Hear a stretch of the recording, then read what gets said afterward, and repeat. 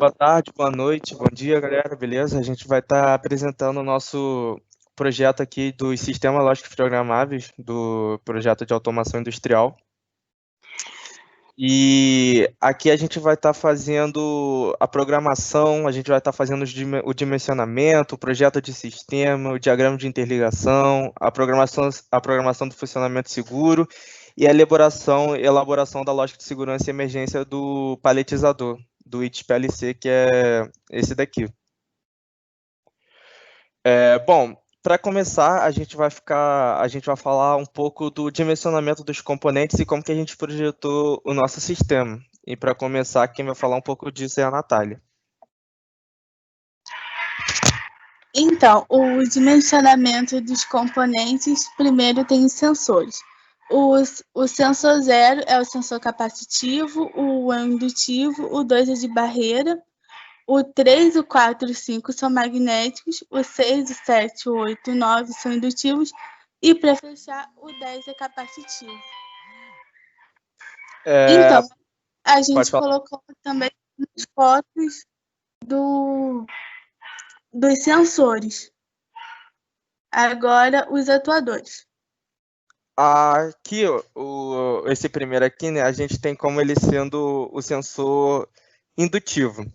E a gente optou por usar os sensores indutivos nesses sensores aqui, por conta de, nele a gente haver a detecção de metal. Então, o sensor indutivo, a gente trabalha melhor com a detecção de metal, então a gente optou por escolher os sensores indutivos onde tem contato metálico. Aí, no caso, seria os sensores, como a Natália falou aqui, o sensor 6, 7, 8 e o 9.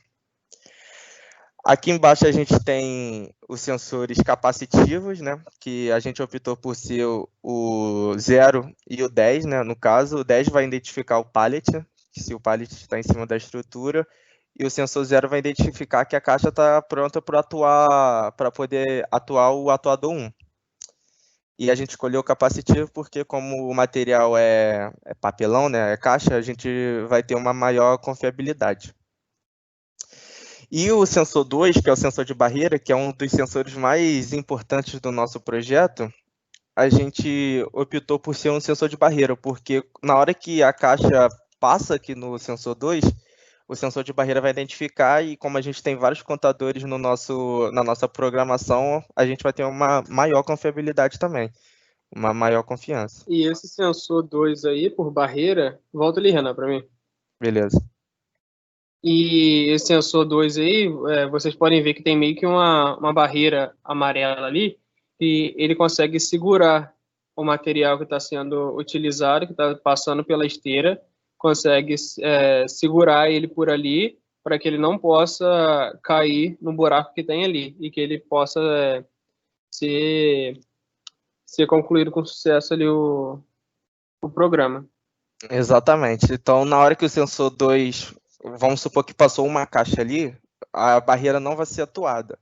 Então, a gente programou, no caso, quando a barreira atuar só quando houver duas caixas ali. Aí, passando para os atuadores agora, a gente dimensionou da seguinte forma. O atuador 0 sendo um motor trifásico de 5 volts, que vai fazer levantar as caixas, né? Vai fazer movimentar esse sistema aqui. E o atuador 1, a gente botou um pistão pneumático de duplação simples, né? Então, ou seja, ele vai para frente, quando a gente colocar ar comprimido, ele vai recuar também, né? Na ida e na volta. O atuador 2, que é a barreirinha aqui, a gente optou, né, o nosso grupo, a gente optou por botar um pistão pneumático rotativo de alerta. Ou seja, na hora que a gente atuar, né, botar ar comprimido ali, ele vai fazer esse movimento aqui de até 200 graus, 270 graus. E a gente pode configurar, né, esse grau de rotação nos parafusos lá do pistão pneumático. Aí a gente pode configurar do jeito que a gente quiser o quanto que ele vai fazer esse grau, né? Vai fazer esse movimento. No atuador 3, a gente já optou por colocar um pistão pneumático com êmbolo magnético. Ou seja, com esse pistão com êmbolo magnético, a gente vai poder identificar perfeitamente, com mais precisão, qual é a posição da haste, né, do atuador. Então, a gente, juntamente com o CLP, a gente vai ter, juntamente com o sensor, quer dizer, a gente optou, né, pelos sensores 4, 5 e o 3 serem sensores magnéticos, eles vão trabalhar junto com o atuador pneumático com êmbolo magnético, né? Então, a gente, seguinte, trabalhando junto com o CLP, a gente vai ter uma confiabilidade maior de onde vai estar a haste, né? Então, vamos supor que quando ele estiver no fim de curso, a gente, junto com o sensor magnético, a gente vai ter uma certeza maior. Então, a gente optou por ser esse o nosso atuador 3, né? O atuador 4 também é um pistão de duplação, então ele vai para frente quando estiver recebendo ar comprimido e recua quando receber ar comprimido também. E o atuador 5 e 6, que é o que sobe e desce, a gente optou por ser um motor trifásico de 5 CV com reversão. Ou seja, na hora que a gente atuar, ele vai subir, e na hora que a gente reverter, ele vai descer também, atuando 6. E o atuador 7, que é a esteira lá embaixo, a gente optou por ser um motor simples, trifásico de 5 CV. Aí agora a gente vai passar para o diagrama de interligação, que a Natália vai falar um pouco dele. Então, o diagrama de ligação, primeiro a gente vai ter o diagrama de força, que foram colocados 2 motores para poder fazer essa ligação com o diagrama. Primeiro a gente tem os botões de entrar, de ligação, de parar, de resetar, de emergência, e a chave de mudar para o automático e manual. Aí aqui são os sensores, como a gente já falou, os sensores indutivos, capacitivos e magnéticos, que está ligado com os atuadores. Aí a gente optou por colocar os atuadores junto com a programação. Então, os atuadores vão ligar e as luzes de start e de reset também, para fazer essa sinalização. Exatamente. Aí agora a gente vai passar para o Graph7, né, que o Vinícius vai explicar um pouquinho para a gente de como que ele pensou e tal, para a gente fazer o fluxograma de sequência, né, mais conhecido como Graph7. Pode falar, Vinícius. Beleza, começando aqui, a gente já pode observar que a gente colocou uma memória ali de funcionamento, não, uma memória que garante o funcionamento contínuo do sistema, né? Que ele não faça um processo uma vez só e pare, mas sim que ele continue fazendo até quem está manuseando o equipamento, né? Fazer ele parar. Aí a gente optou por dividir a parte do elevador e da esteira, né? Porque para ficar até melhor assim de se compreender. E bom, começando pela parte do elevador, o processo vai ligar o elevador que começa no meio do processo, né? Ele vai descer quando não, ele vai descer, aí ele só vai parar quando o sensor 10 for negado e o sensor 6 for... Ih, gente, calma aí. Perdão.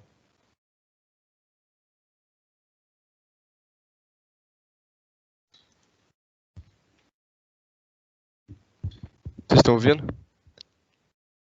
Então, fala, o que foi? Porra, deu um problema aqui.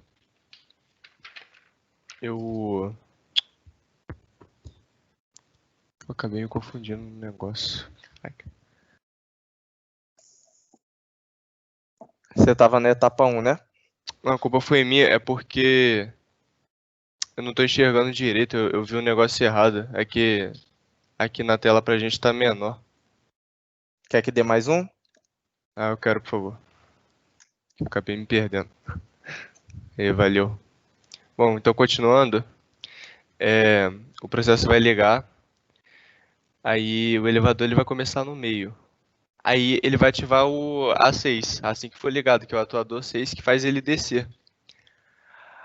Aí ele vai descer, né, até o final lá.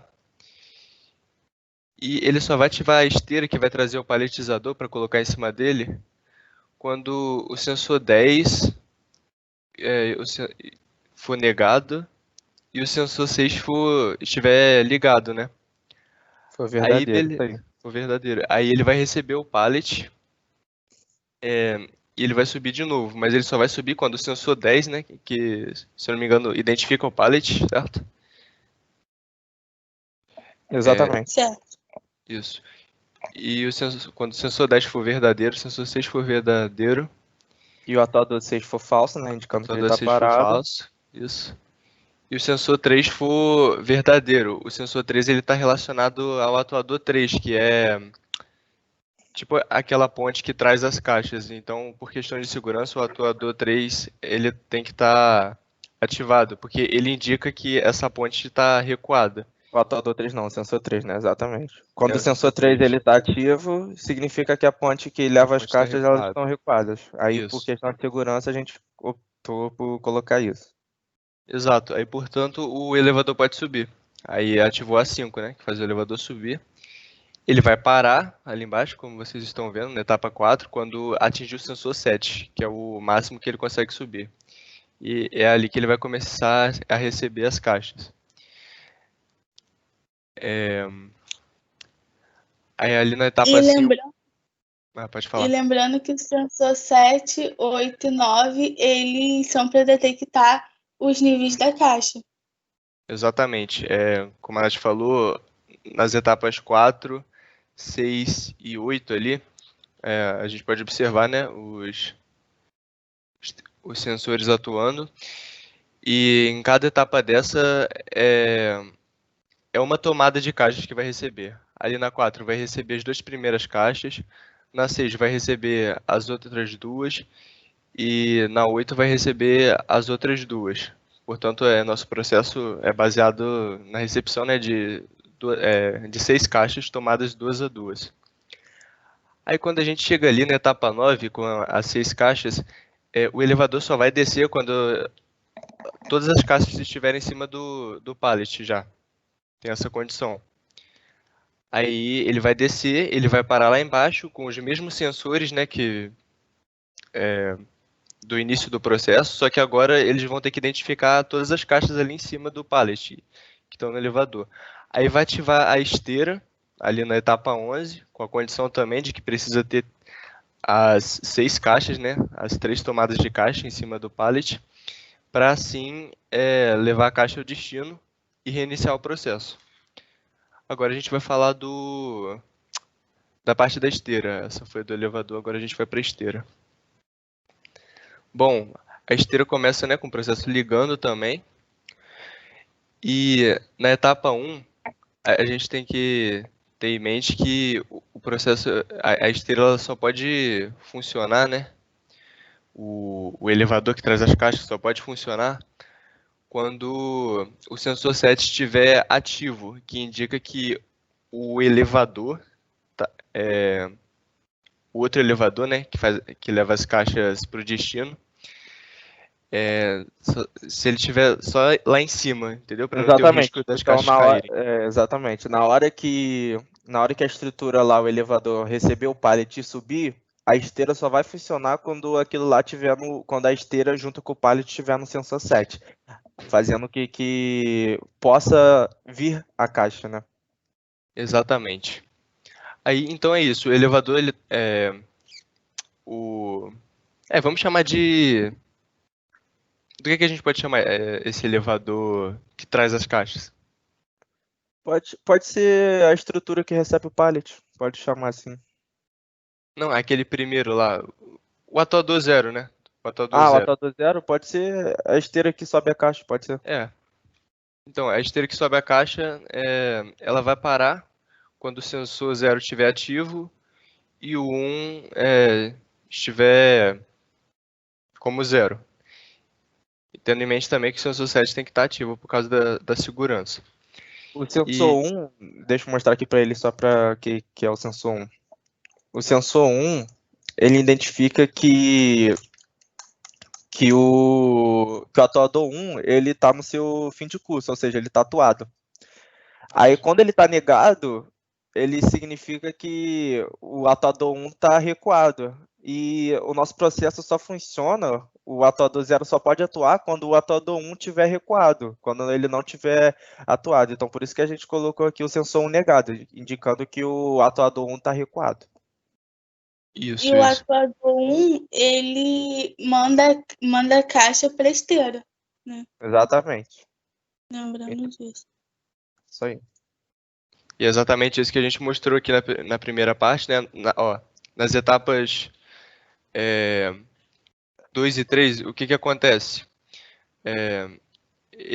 O elevador que traz as caixas subiu, aí o sensor fez ele parar e ao mesmo tempo ativou o A1, né? O atuador 1, que foi o que eles falaram aí, que vai levar as caixas até a esteira. Aí continuando, ali tem a parada do atuador 1, quando o sensor 0 for falso, né? E o sensor 1 for verdadeiro, ou seja, aquela parte que empurra as caixas vai retornar. Aí embaixo repete o mesmo processo, né? Porque isso aqui foi para uma caixa só. A próxima etapa é para outra caixa, que a gente está fazendo, né? Lembrando que a gente está fazendo um agrupamento de 2 caixas. Esse processo, então, ao todo vai se repetir 3 vezes. Exatamente. A gente vai ter no processo ao todo 3 camadas e cada camada tendo 2 caixas, totalizando 6 caixas no total. Isso. Beleza, Vinicius, terminou? É isso. Tá. E uma curiosidade bem importante aqui, e tipo, se você parar para pensar, as 2 caixas, exemplo, se você leva as 2 caixas para a esteira a balança vai pegar elas e desce elas para o suporte, as outras 2 caixas só são liberadas quando o processo ele começa a descer. Põe lá no... Você vai mostrar depois, Renan, o processo em todo? Vou mostrar para eles aí, eu falo isso que você explicou. Beleza. Então, galera, agora a gente vai passar para o 4º item, né, do nosso projeto, que é a programação do funcionamento seguro, né? A gente está utilizando o Tia Porta e a gente utilizou o Ladder para a gente poder fazer a programação do funcionamento seguro. Bom, a gente optou por fazer a programação particionada, né? Porque, no caso, durante o processo, durante o processo de programação, a gente foi identificando diversas falhas, né? Então, a gente ia rodando o programa e qual atuador estivesse mostrando o problema, a gente vinha aqui na programação e como ela está particionada, a gente vai identificar o erro muito mais fácil. Então, aqui a gente tem os nossos 8 atuadores, né? Do 0 ao 7. E cada um tendo a sua função dentro do processo, né? Antes de explicar separadamente cada coisa, eu vou mostrar para vocês o processo funcionando por completo, né? Aí eu vou fazer o download aqui e vou mostrar ele para vocês rodando por completo. A gente conseguiu colocar ele rodando continuamente, ou seja, entrega 3 caixas, o processo vai recomeçar e com tudo direitinho, com as 3 camadas de caixa. Só vou fazer o download aqui dos devices e vou mostrar para vocês.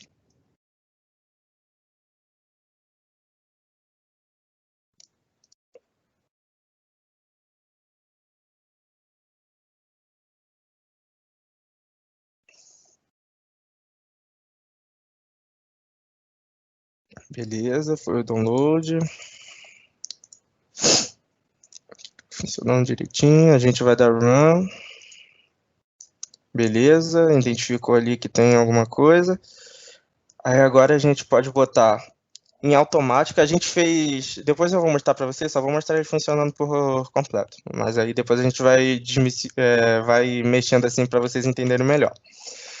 O nosso processo é o seguinte, ele tem que estar em automático e como as chaves de emergência e stop, elas são normais fechadas, então o contato lá vai estar aberto. Ó. Nesse caso, eu vou mostrar aqui para vocês o funcionamento a memória de funcionamento. Primeiro, aqui a gente vai colocar, a gente vai atuar, né? Vai colocar a verdadeira memória de funcionamento, e como que a gente tem um selo, a gente vai manter essa memória de funcionamento ligada, a não ser que a gente ou aperte stop, ou a gente aperte emergência, caso dê algum problema na linha, a gente tenha que parar a linha imediatamente, ou caso a gente recue o processo para manual novamente.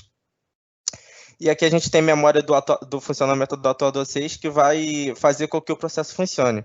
A gente vai apertar Start, como esses dois aqui eles vão estar verdadeiros, a gente vai elevar a 1 essa memória de funcionamento do atuador 6. Aí a gente vindo aqui no bloco do atuador 6, a gente tem aqui, ó, vai ligar aquela memória do funcionamento do atuador 6, e como a memória de funcionamento vai estar atuada, a gente vai setar a memória do atuador 6. Aí eu vou mostrar para vocês aqui na prática. Ó. Deixa eu ligar aqui monitoramento. Beleza. Aí, legal. Agora a gente vai apertar iniciar. Aí, como vocês podem ver, setou. E o nosso processo vai começar.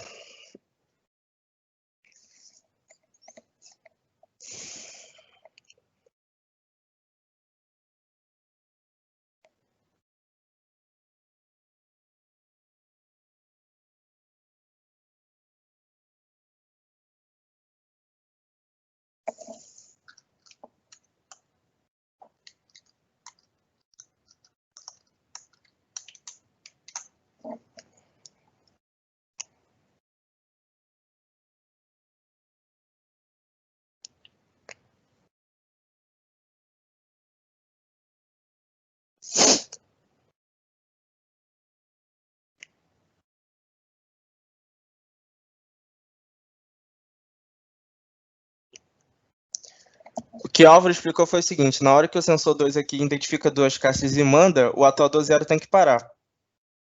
Então ele só vai atuar de novo quando for resetar um contador lá que eu daqui a pouco mostro para vocês.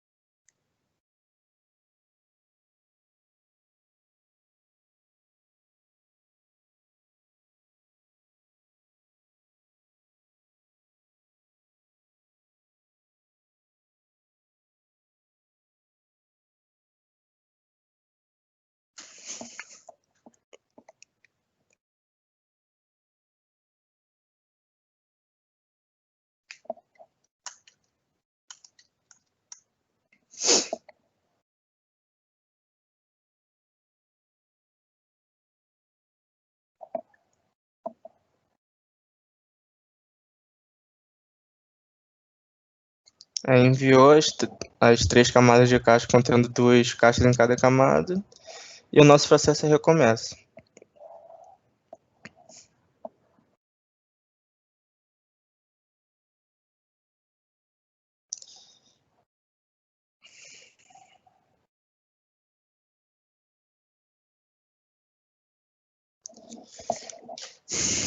Bom, na hora que a gente quiser parar o nosso processo, né, a gente vai apertar Stop aqui, só que como tem alguns, no caso, ó, eu apertei aqui Stop, eu não estou ali no bloco, mas agora não vai atuar mais nada, ó, o nosso processo parou, então a gente usa o Stop para caso dê algum problema na linha, a gente usa o Stop para caso dê algum problema, né, então não só o Stop, mas também a emergência, né. Então, se você apertar Stop ou emergência, vai parar a memória de funcionamento, e como a memória de funcionamento está em todos os atuadores, a gente não vai ter o funcionamento do processo. Então, a gente usou isso daqui como um método de segurança, né? Então, caso dê algum problema na linha e tal, a gente vai fazer com que pare o processo todo. Então, a gente vai parar aqui, e agora a gente vai dar uma olhada na programação em si, né? Bom, aqui a gente tem as memórias dos atuadores, que estão... A gente criou uma memória para cada atuador. Então, memória atuador 6 vai atuar, atuador 6. Memória atuador 7 vai atuar o 7 e assim por diante.